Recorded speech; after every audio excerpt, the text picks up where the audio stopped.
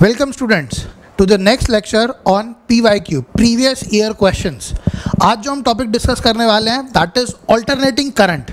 ठीक है, I am Ruchir Gupta, I have studied from IIT Delhi. मैं BTech हूँ, मैकेनिकल इंजीनियर। ठीक है, तो क्योंकि ये मेरा पहला PYQ का लेक्चर है तो जो लोग मेरे बारे में नहीं जानते हैं 2 मिनट का समय लेता हूँ।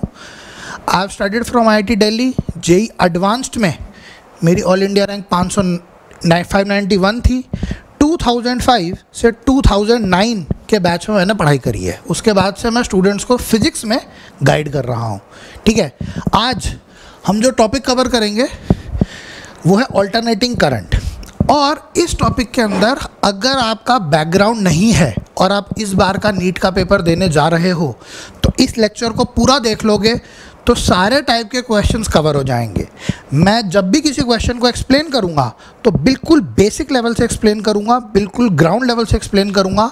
दूसरी बात, आज हम लोग ये टेक्निक भी सीखेंगे कि अगर क्वेश्चन के अंदर कैलकुलेशन लंबी हो जाए तो उस कैलकुलेशन को छोटा कैसे बनाना है।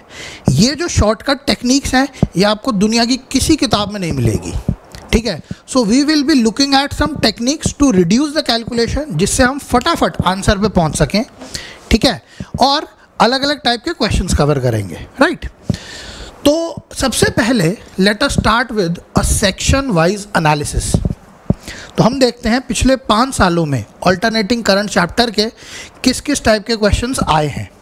तो अगर हम देखेंगे तो जो पहला सेक्शन है उससे 2020 में 2 क्वेश्चन आए थे। 2020 में ऑल्टरनेटिंग करंट के, एक इस सेक्शन से और दूसरा वाला क्वालिटी फैक्टर और LCR सर्किट पावर फैक्टर से। ट्रांसफॉर्मर्स और LC ऑसिलेशन से पिछले 5 सालों में कोई क्वेश्चन नहीं पूछा गया है। हो सकता है कि इस साल वो लोग क्वेश्चन पूछ लें, इट इज़ पॉसिबल, इसको छोड़ मत देना। ठीक है, ज़्यादातर क्वेश्चंस करंट और combination of LCR in series में से पूछे जा रहे हैं। आप देखिए यहाँ पे भी पूछा गया, यहाँ पे भी पूछा गया, यहाँ पे 2 क्वेश्चन पूछे गए हैं। राइट, तो focus on this section, focus on the current calculation, RMS current calculation, combination of LC and R in series. ठीक है, तो स्टार्ट करते हैं। If we start and look at the first question, पहले सवाल की बात करेंगे तो इसके अंदर ये दे रखा है that the potential difference across resistance, capacitance and inductance. तो रेजिस्टेंस पे है 80, कैपेसिटेंस पे है 40 और इंडक्टेंस पे है 100 वोल्ट। तो इस सर्किट के लिए पावर फैक्टर कैलकुलेट करना है। I have to find the power factor. 2016 में क्वेश्चन पूछा गया है। ठीक है, तो मैं लिखता हूँ, I will write voltage across resistance is 80, voltage across capacitor is 40 end voltage across inductor is 100। ये वही वाली इंफॉर्मेशन है जो मेरे क्वेश्चन में दे रखी है, इसको मैंने लिख लिया। अब मज़े की बात यह है कि हम लोग क्या करते हैं, यहाँ पे जो रेजिस्टर वाली वोल्टेज होती है, रेजिस्टर वाली वोल्टेज उसको हमेशा x एक्सिस में दिखाते हैं। तो यहाँ पे एक वेक्टर ड्रॉ करेंगे जिसकी लेंथ होगी 80, वेक्टर ड्रॉ करेंगे जिसकी लेंथ है 80। जो इंडक्टर की वोल्टेज होती है वो करंट से लीड करेगी, करंट से आगे चलती है 90 डिग्री। तो इंडक्टर वाली वोल्टेज को प्लस y एक्सिस में दिखाया जाता है, प्लस y एक्सिस यानी कि ऊपर जाता हुआ। और उस वेक्टर का लेंथ कितना होगा, उस वेक्टर का लेंथ होगा 100। कैपेसिटर की जो वोल्टेज है वो लैग करती है कंपेयर टू करंट, तो उसको नीचे दिखाया जाएगा, 90 डिग्री से लैग हो रहा है, 90 डिग्री से लैग हो रहा है। तो potential of capacitor will be 40 volt behind the current. Current is always taken in the x axis, current को हमेशा x एक्सिस में लिया जाता है। रेजिस्टेंस वाली वोल्टेज इसके साथ ही सेम ही डायरेक्शन में रहेगी। There is no phase difference, there is no phase difference, यानी कि voltage in resistor is in phase with the current. अब इन तीनों वेक्टर को ऐड करना है, 80, 100 और 40। अब ऑब्वियस बात है भाई, ऊपर वाला है 100, नीचे वाला है 40, तो टोटल कितना बनेगा, इनका टोटल मिला के बन जाएगा 60। अब मैं क्या करता हूँ, अब मैं जो हूँ ऊपर नीचे वाले को कैंसिल कर देता हूँ, 40 नीचे है 100 ऊपर है, इन दोनों को कट करके मैं बना लूँगा ऊपर की तरफ 60 वोल्ट। इसको मैं लिखूँगा potential of inductor minus potential of capacitor. अब मेरे पास दो वेक्टर बच गए 60 और 80, इनका टोटल कितना बनेगा बेटा, 80 इधर है 60 इधर है, इनका टोटल ऐसे बनेगा, it will be under root X square plus Y square, X square plus Y square, यानी कि 80 का स्क्वायर प्लस 60 का square, this will come out to be 100। 6400 3600, total will be 100। तो टोटल पोटेंशियल जो आ जाएगा it will be like this, it will be 100। Clear है? This is the total potential. Total potential तीनों को ऐड कर दिया इसके अंदर, इंडक्टर और कैपेसिटर भी ऐड हो गए और रेजिस्टर वाला पोटेंशियल भी ऐड हो गया। नाउ इसके अंदर पावर फैक्टर पूछ रहा है, तो पावर फैक्टर अगर पूछ रहा है तो मैं क्या कहता हूँ कि इस एंगल को देखते हैं थीटा, अगर इस एंगल को कैलकुलेट करने की कोशिश करें तो इस टाइप का एक ट्रायंगल बनेगा। इस ट्रायंगल में जो हाइपोटेन्यूज है दैट इज़ 100, जो इसका बेस है दैट इज़ 80 और जो वर्टिकल डिस्टेंस है दैट इज़ 60। ये वाले 60 को यहाँ पे रख सकते हैं, इस 60 को हम उठा के यहाँ पे भी तो रख सकते हैं, तो यही वाला ट्रायंगल मैंने यहाँ पे बनाया है। And this angle will be theta. Now if I calculate the value of cos theta will be base upon hypotenuse adjacent side upon hypotenuse, this will be 80 upon 100, this will be 0.8। तो जो power factor होता है उसको बोलते हैं, ये जो angle आया है उसका cos थीटा, तो power factor is cos theta. Theta क्या है? Theta is the phase difference between the total voltage and the total current. Total voltage will be in this direction and total current will be in this direction। इन दोनों के बीच का जो phase difference है that is theta, उस phase difference का cos ले लो, तो cos theta is called the power factor. और पावर फैक्टर की जो वैल्यू मेरे पास आई है that is 0.8, यानी कि क्वेश्चन ख़त्म हो चुका है। मज़े की बात यह है कि इस क्वेश्चन के अंदर सी विल बी द आंसर, इसका आंसर आएगा सी 0.8। ठीक है। अब द इंटरेस्टिंग थिंग इज कि यहाँ पे हमने जो ये ट्रायंगल बनाई, ये ट्रायंगल वोल्टेज वाली ट्रायंगल है। This triangle is a voltage triangle, क्योंकि ये जो एम्पलीट्यूड है ये टोटल वोल्टेज का एम्पलीट्यूड है, ये रेजिस्टेंस वाली वोल्टेज है। यही ट्रायंगल अगर हम R X L which is equal to omega into L और X C which is equal to 1/ωc, अगर ये ट्रायंगल यहाँ से बनाते तो इन दोनों को सब्ट्रैक्ट करेंगे तो ये आर एज इट इज़ आ जाएगा। इसको सॉल्व करने की कोशिश कर रहे हैं, ऊपर की तरफ लिखेंगे XL माइनस XC और इस डायरेक्शन में आ जाएगी टोटल इम्पीडेंस Z। इसको उठा के इस साइड शिफ्ट करेंगे, this will be XL minus XC, तो Z will be equal to R square plus XL minus XC का होल स्क्वायर। ये आपने बहुत बार देखा भी होगा। इम्पॉर्टेंट बात मैं आपको जो बताना चाह रहा हूँ कि ये वाला जो एंगल थीटा है जो आप कैलकुलेट करोगे इम्पीडेंस ट्रायंगल से, इम्पीडेंस वाले ट्रायंगल से जो थीटा कैलकुलेट करोगे और जो हमारे वोल्टेज वाले ट्रायंगल से थीटा कैलकुलेट हुआ है, both are same, both the values of angle are same, दोनों थीटा सेम आएंगे, तो इसका मतलब कॉस थीटा भी सेम आएगा। तो आप यहाँ से भी कैलकुलेट कर सकते हैं, here also cos theta will have the same value. अब मैं एक सवाल आप लोगों से पूछना चाहता हूँ, क्वेश्चन तो हमारा सॉल्व हो गया है। First thing I want to ask is कि भाई इसने क्या दिया था, इसको इरेज कर देते हैं। वोल्टेज इन रजिस्टर दे दी 80, वोल्टेज इन इंडक्टर दे दी 100 और वोल्टेज इन कैपेसिटर दे दी 40। ठीक है, तीनों सीरीज़ में लगे होंगे। This is inductor, this is register and this is capacitor. ठीक है, all three must be connected in series. Now मैं आपसे एक क्वेश्चन पूछता हूँ थोड़ा सा अलग, नीट के सिलेबस से थोड़ा सा अलग, कॉन्सेप्चुअल क्वेश्चन है।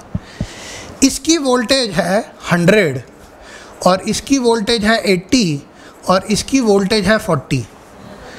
तो अगर हम किरचॉफ लॉ की बात करें, if you talk about the Kirchhoff's law, तो क्या मैं ऐसे नहीं कह सकता कि टोटल वोल्टेज या फिर total potential should be equal to voltage of inductor plus voltage of resistor plus voltage of capacitor? Can I not say this?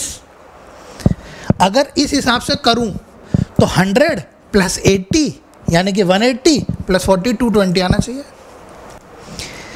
इसके अंदर अगर मैंने इसको 100 प्लस 80 प्लस 40 लिख दिया तो टोटल आ जाएगा 220। और मैंने जो सॉल्व करा है उसके अंदर टोटल वैल्यू आई है 100। तो what is the problem in this? 220 और 100 दोनों में डिफरेंस आ रहा है।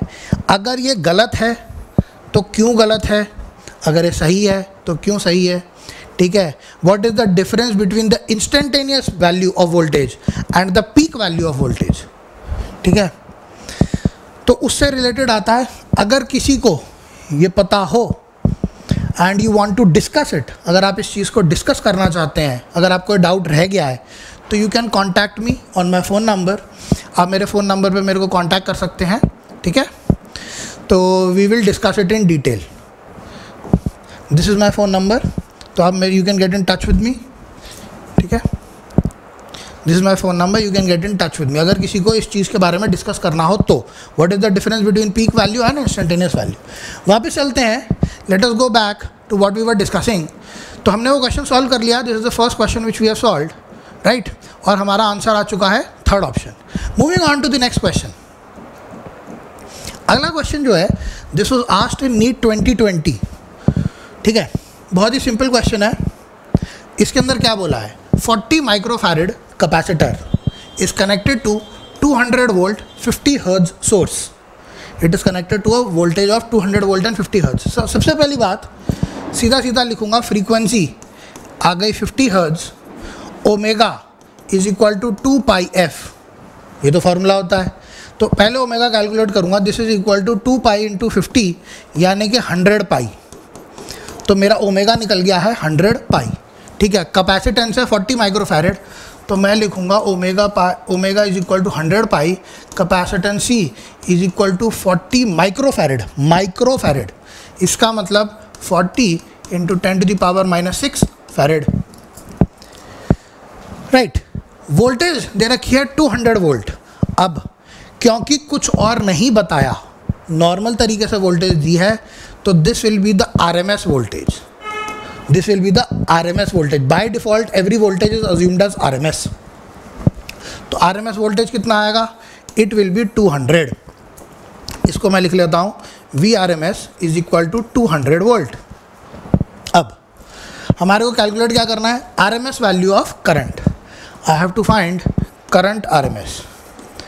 तो हमारा जो कैपेसिटर होता है उसकी कैपेसिटेंस होती है C, इसको कन्वर्ट कर देते हैं एक रिएक्टेंस में, इसको एक रिएक्टेंस में कन्वर्ट कर देते हैं और उसकी रिएक्टेंस की वैल्यू आती है XC which is equal to 1/ωc। अब जब ये ऑल्टरनेटिंग सर्किट में कनेक्ट होगा, जब ये ऑल्टरनेटिंग सर्किट में कनेक्ट होता है तो ये रिएक्टेंस की तरह बिहेव करेगा जिसकी वैल्यू होगी 1/ωc। तो जहाँ पे C का इस्तेमाल कर रहे थे वहाँ पे 1/ωc का इस्तेमाल करेंगे। ओमेगा पता है और C पता है, तो सबसे पहले रिएक्टेंस कैलकुलेट करते हैं XC। This is equal to 1/ωc, this will be 1/100 pi into 40 microfarad, यानी कि 40 यहाँ पे आ जाएगा और 10⁻6 यहाँ पे आ जाएगी। 1 2 3 3 0 कैंसिल हो जाएंगे। दिस विल बिकम 10⁻3 यानी कि 1000 अपॉन 4 250। तो this value will be 250 divided by pi. तो मेरे पास रिएक्टेंस आ गई 250 बाय पाई। इसको अभी यहीं पे छोड़ दूंगा। नाउ अब अगर मेरे पास एक रेजिस्टेंस R है और वोल्टेज V लगा दी तो करंट कैसे निकालते हैं, current is equal to V/R। Same कहानी हम यहाँ पे भी करते हैं। यहाँ पे हमने रिएक्टेंस लगाई है XC और वोल्टेज सप्लाई करी है V, तो करंट कैसे आएगा? It will B V upon XC। Voltage कितना है? 200, XC कितना है? 250 बाय पाई, अभी निकाला था भैया, 250 बाय पाई, तो this will B 250 divide by pi. 50 से कैंसिल कर दो तो ये बन जाएगा 4, ये बन जाएगा 5, ये ऊपर चला जाएगा। Current will be 4 pi divided by 5। पाई की वैल्यू है 3.14, जब उसको 4 से मल्टीप्लाई करेंगे तो 12.56 आ जाएगा डिवाइडेड बाय 5। इसको सिंप्लीफाई करेंगे 2.51। तो जैसे कि मैं डायरेक्ट करंट में करंट को कैलकुलेट करता हूँ, सेम टाइप से मैं ऑल्टरनेटिंग करंट के लिए भी इस्तेमाल कर सकता हूँ, बट यहाँ पे XC का इस्तेमाल होगा रिएक्टेंस का। तो उस हिसाब से मैंने करंट निकाला है 2.51 एम्पियर। अब पीछे जाके बेटा चेक करते हैं, तो C ऑप्शन मेरा मैच कर रहा है, which is my final answer. क्योंकि वोल्टेज RMS थी, वोल्टेज वॉज RMS, तो जो करंट कैलकुलेट होगा it will also be RMS because the voltage was RMS। अगर वोल्टेज पीक होती, if it was maximum voltage, तो यहाँ पे मैक्सिमम करंट आता। ठीक है, 2 questions we have solved. I hope आपको थोड़ा सा समझ में आया होगा, थोड़ा फ़ायदा लगा होगा। आगे और बढ़ रहे हैं, ठीक है। नेक्स्ट क्वेश्चन देखते हैं। It was asked in 2016, theoretical type का क्वेश्चन है। A small voltage V0 sin omega t is applied across a capacitor, यानी कि सिर्फ कैपेसिटर पे वोल्टेज लगा दी। अब ऐसे में क्या होता है बेटा कि करंट अगर एक्स एक्सिस में है तो कैपेसिटर की वोल्टेज पीछे चलती है, यानी कि पीछे चलेगी, 90 डिग्री पीछे चलती है कैपेसिटर की वोल्टेज कंपेयर टू करंट। या फिर ये कहो करंट वोल्टेज से आगे चलता है, कितना आगे? 90 डिग्री आगे चलता है। तो current is in phase with voltage, पहला ऑप्शन। ये तो गलत ही हो गया, फेज डिफरेंस आ रहा है 90 का। दूसरा, current lead the voltage bye 180, 180 नहीं होता, 90 होता है, तो उस हिसाब से सेकंड ऑप्शन भी गलत हो गया। Third, current lags the voltage, नहीं भैया करंट आगे चल रहा है। Fourth option, over a full cycle the capacitor does not consume any energy, ये बिल्कुल सही बात है। क्यों नहीं कंज्यूम करेगा? कंज्यूम इस वजह से नहीं करेगा क्योंकि एनर्जी कैसे कंज्यूम करे, दोनों के बीच का एंगल तो 90 है, और cos 90 कितना होता है? फॉर्मूला याद करो, cos 90 होता है 0। तो अगर पावर की बात करोगे तो पावर होती है V इंटू आई, इंस्टेंटेनियस पावर। हमेशा इन दोनों के बीच में फेज डिफरेंस कितना होगा? 90 डिग्री का फेज डिफरेंस होगा। तो जब इसको एवरेज करोगे पूरे साइकिल पे जब एवरेज करोगे तो V RMS I RMS into cos phi, यहाँ पे एंगल बनेगा cos 90, दिस विल बिकम 0। तो पूरी साइकिल में जो पावर कंज्यूम होगी वो 0 होती है कैपेसिटर की, क्योंकि फेज डिफरेंस हमेशा 90 ही रहता है। तो fourth option is correct, that means D. ठीक है, आगे चलते हैं, लेट अस मूव फॉरवर्ड। अगला क्वेश्चन जो है ये काफ़ी इंटरेस्टिंग क्वेश्चन है, इसके अंदर काफ़ी लंबी कैलकुलेशन है। हम उस कैलकुलेशन को करने का एक शॉर्टकट तरीका देखेंगे जिससे कि हम इसको फटाफट कर सकते हैं बिना कैलकुलेटर के। ठीक है, तो क्वेश्चन पढ़ते हैं। Inductor of 20 milli henry and a capacitor of 100 microfarad are connected in series, एक रेजिस्टेंस भी है, 10 sin 314t। तो सबसे पहले ये नोटिस करना है कि ओमेगा इंटू टी होता है हमेशा इक्वेशन में। जब भी वोल्टेज की इक्वेशन आएगी तो ओमेगा टी होता है उसमें। तो यहाँ से जो ओमेगा दिख रहा है वो दिख रहा है 314। ओमेगा जो दिख रहा है वो 314 है। इसको मैं लिखूँगा 100 into pi, this is the value of omega. दूसरी चीज़ मैं लिखूँगा मैक्सिमम वोल्टेज साइन थीटा के बाहर में जो है, that is the maximum voltage which is equal to 10। तो ये दो चीज़ें मेरे को पता चल गई from the equation. Power loss calculate करना है। अब मैं लिखता हूँ inductance is equal to 20 milli henry, resistance is equal to 50 ohm और capacitance is equal to 100 microfarad. 100 microfarad. इसके अलावा मैंने ओमेगा लिख रखी है, it is equal to 100 pi, और मैंने मैक्सिमम वोल्टेज लिखी है which is 10 volt. This information I have. अब मुझे पावर कैलकुलेट करनी है। I have to find the power loss in the circuit. Formula क्या होता है भाई? फॉर्मूला होता है power is equal to maximum voltage into maximum current divided by 2 into cos theta. Theta क्या है? It is the phase difference between total voltage and total current. ठीक है। अब मैं सबसे पहले इंडक्टर को हटाकर उसकी जगह रिएक्टेंस लगाऊंगा XL। कैसे कैलकुलेट करते हैं? Omega into L. तो ओमेगा इंटू एल करेंगे, वहाँ पे मिली हेनरी है, मिली हेनरी, तो 10 की पावर -3। तो ये बन जाएगा हमारे पास 20 into 100 pi into 10 to the power -3। 1 2 3 3 zero यहाँ से कैंसिल हो जाएंगे, ये आ जाएगा 2 पाई। तो XL की वैल्यू कितनी आ गई? 2 पाई। ठीक है। अब मैं इसको पूरे को हटा देता हूँ और इसकी वैल्यू यहाँ पे लिख लेता हूँ, इट इज़ 2 पाई। नाउ इसको अभी कैलकुलेट करने की ज़रूरत नहीं है, इसको यहीं पे छोड़ो, आगे सिंप्लीफाई मत करना। कैपेसिटर की जगह पे मैं XC लगाऊंगा, reactance, which is equal to 1 by omega C.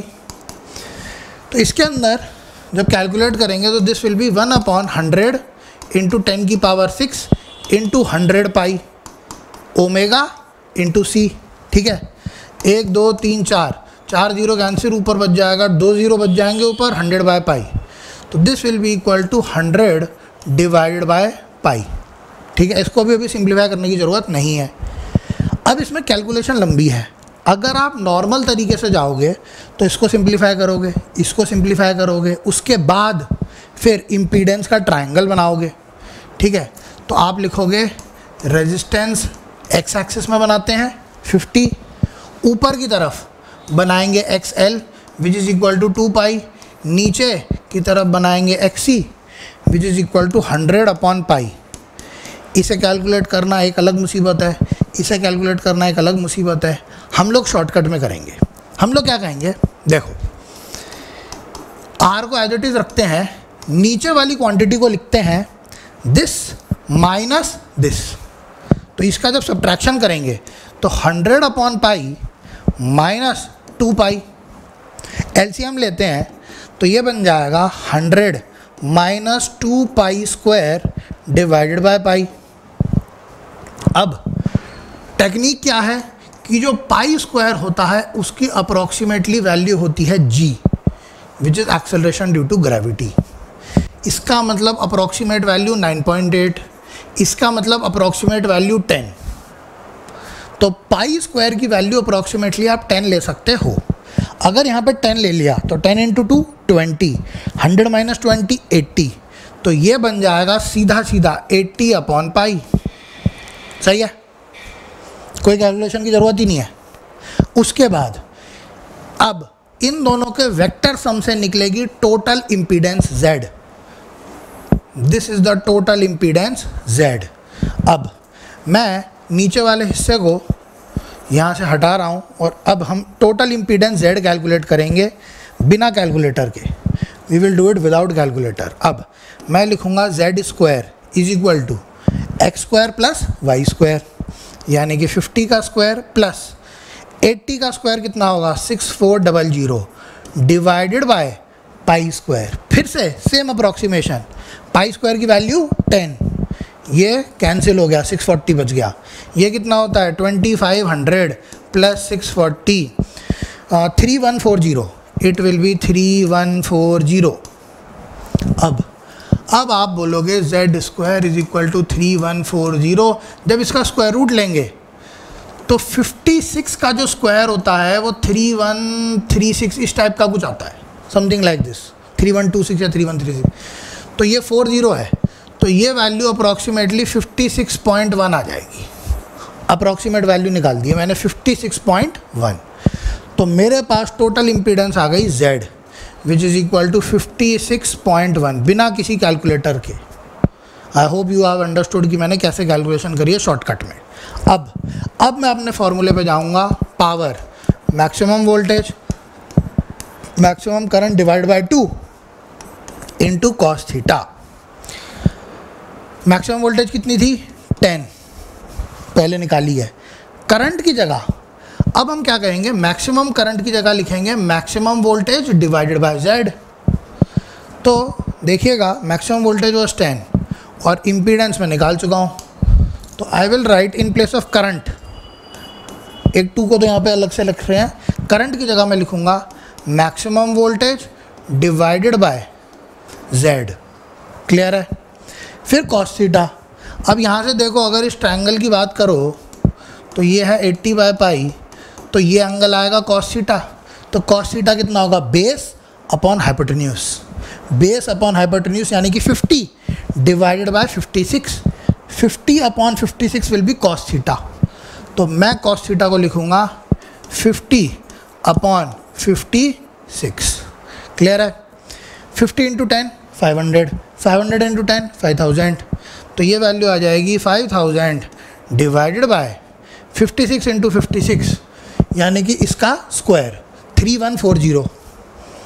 तो 2 इंटू 3140, इसको अब हम आगे सिंप्लीफाई करेंगे 6280।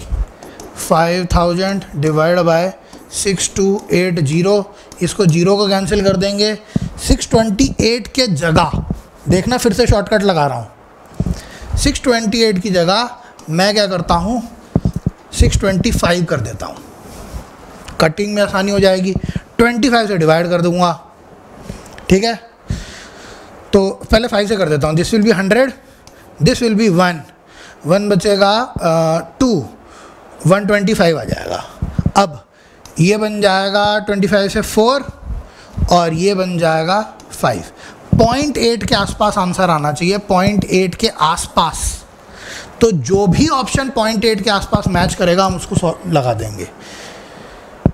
तो देखिए सारे ऑप्शंस दूर दूर हैं, लेकिन सबसे पास का जो ऑप्शन है दैट इज ऑप्शन नंबर ए।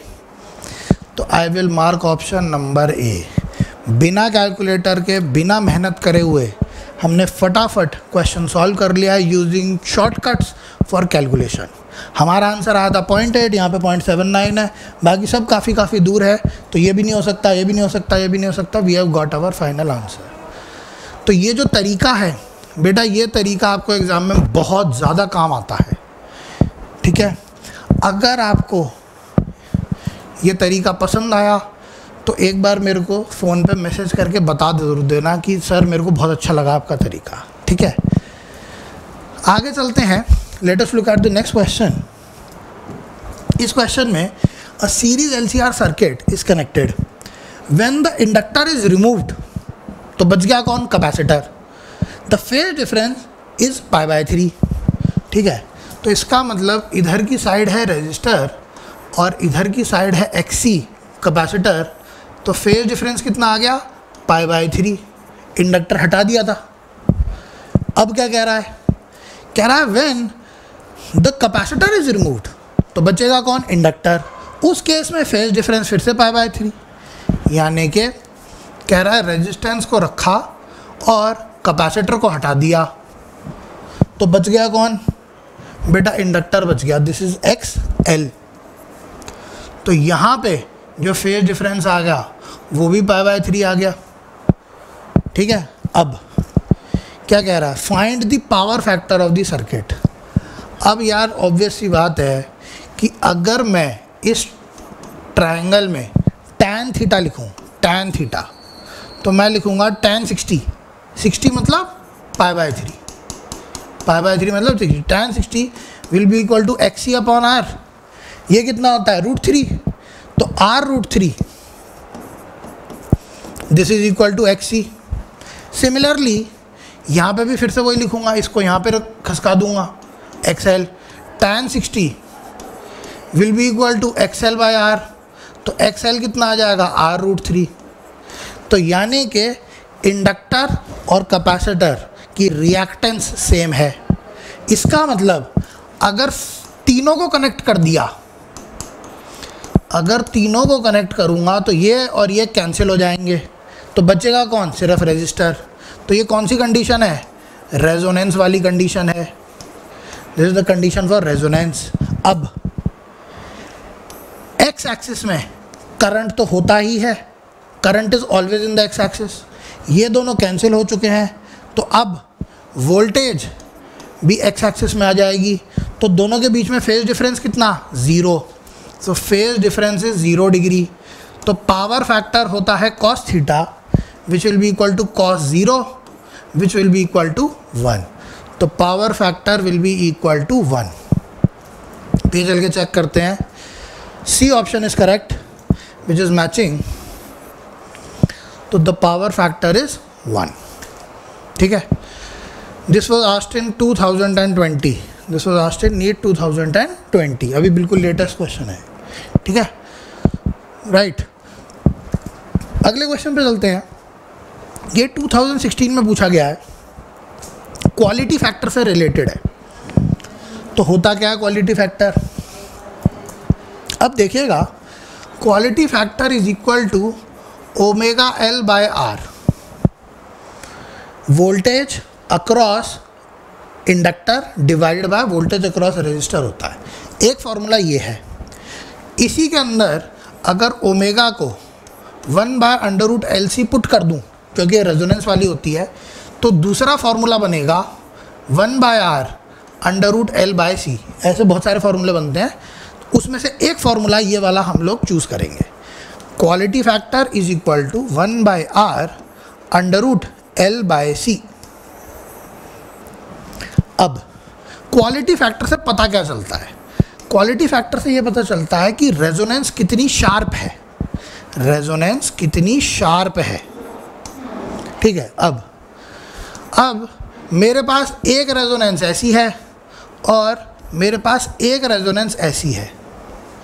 इन दोनों में से नीचे वाली ज़्यादा शार्प है, तो इसका नीचे वाली का क्वालिटी फैक्टर ज़्यादा होगा, इसका क्वालिटी फैक्टर हाई होगा, ऊपर वाली का क्वालिटी फैक्टर लो होगा। ठीक है। तो जितनी ज़्यादा शार्प उतना ज़्यादा quality factor. Quality factor calculate कैसे करते हैं? 1/R√L/C ये फॉर्मूला है। ठीक है। तो हम लोग लिख लेते हैं Q is equal to 1/R√L/C। अब हमारे को रेडियो की बात करनी है, रेडियो की। ठीक है। कम्युनिकेशन के लिए LCR सर्किट रेडियो में यूज़ करा जाता है। अब देखो ध्यान से समझना, लॉजिक समझा रहा हूँ। अगर मेरे पास एक रेडियो है तो ये रेडियो बहुत सारी फ्रीक्वेंसीज कैच करेगा। अब सामने वाले ने फ्रीक्वेंसी भेजी 100 की। अगर मेरा रेडियो का क्वालिटी फैक्टर कम है तो वो 100 को भी कैच करेगा, 101 को भी कैच करेगा, 102 को भी कैच करेगा, 98 को भी कैच करेगा, 97 को भी कैच करेगा। तो इसके अंदर डिस्टरबेंस आएगी, घर घर घर घर, क्योंकि ओवरलैप हो जाएगा। इस फ्रीक्वेंसी और अगली फ्रीक्वेंसी में ओवरलैप होगा, तो इसकी भी आवाज़ आएगी, इसकी भी आवाज़ आएगी, इसकी भी आवाज़ आएगी। तो क्लियर नहीं है, साउंड इज़ नॉट क्लियर। लेकिन जो नीचे वाला है वो कैच करेगा सिर्फ 100 को, 101 पर उसके अंदर कोई कैच नहीं होगा, उसका करंट 0 हो जाएगा। This is the graph of current versus time, sorry current versus frequency. This is the graph of current versus frequency. तो 101 पे उसका करंट 0, तो 101 को कैच ही नहीं करेगा। तो सिर्फ एक्यूरेट तरीके से पिन पॉइंट करके मेरी ही फ्रीक्वेंसी को कैच करेगा। तो यही रेडियो मेरे को चाहिए।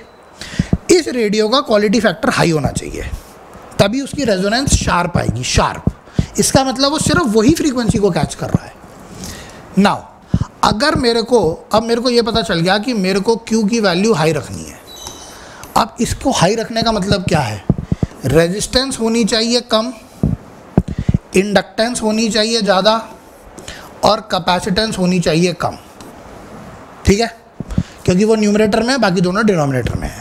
Now if you look at it, सबसे कम रेजिस्टेंस किस में है? देखो C वाले में रेजिस्टेंस कम है। ठीक है। सबसे ज़्यादा इंडक्टेंस किस में है?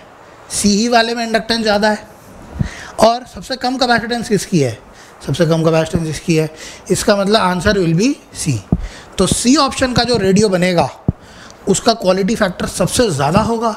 क्वालिटी फैक्टर ज़्यादा का मतलब बिल्कुल शार्प रेजोनेंस आएगी, इसका मतलब जो फ्रीक्वेंसी है उसी को कैच करेगा, आसपास में डिस्टर्बेंस नहीं आएगी, आसपास की फ्रीक्वेंसी को ही कैच नहीं करेगा। This question was asked in 2016, we have got the answer C which is the correct option. ठीक है, आगे चलते हैं। Right, so now if you like this video please subscribe to the channel. ठीक है, अगर आपको कुछ डाउट्स रहेंगे ऑल्टरनेटिंग करंट से या मैंने जो डिस्कस करा, या आपको वो पहले मैंने आपको बताया था what is the difference between maximum voltage and instantaneous voltage, उसके कॉन्सेप्ट्स अगर क्लियर करने होंगे so you can get in touch with me. This is my phone number, WhatsApp number. ठीक है, विद्याराधना के जो यूट्यूब चैनल है उसको प्लीज़ सब्सक्राइब कर लीजिएगा। ठीक है, मिलते हैं अगली बार। Thank you very much. Okay.